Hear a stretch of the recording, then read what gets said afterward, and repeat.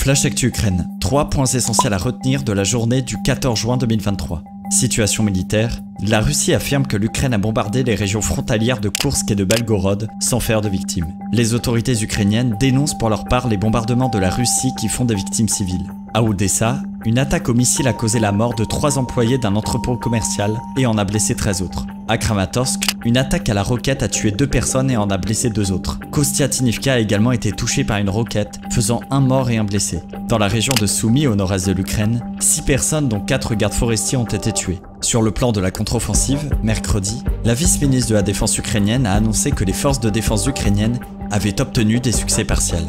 Les soldats ukrainiens auraient avancé de 200 à 500 mètres dans différentes zones en direction de Bakhmout et de 300 à 350 mètres dans le secteur de Zaporizhia. Elle a souligné que les troupes ukrainiennes opéraient dans des conditions de combat extrêmement violentes faisant face à la supériorité de l'ennemi en termes d'aviation et d'artillerie. Le ministre russe de la Défense Sergei Shoigu, quant à lui, a émis un décret exigeant que les groupes paramilitaires en Russie concluent un contrat avec son ministère d'ici le 1er juillet. Le groupe paramilitaire tchétchène baptisé Akhmat a accepté, mais Evgeny Prigojine s'y oppose farouchement. Sur Telegram, il a affirmé « Aucun des combattants de Wagner n'est prêt à emprunter de nouveau le chemin de la honte et c'est pourquoi ils ne signeront pas les contrats. » Soutien international. Les États-Unis ont annoncé une augmentation de l'aide militaire de 325 millions de dollars en faveur de l'Ukraine, avec pour objectif principal le renforcement de sa défense aérienne.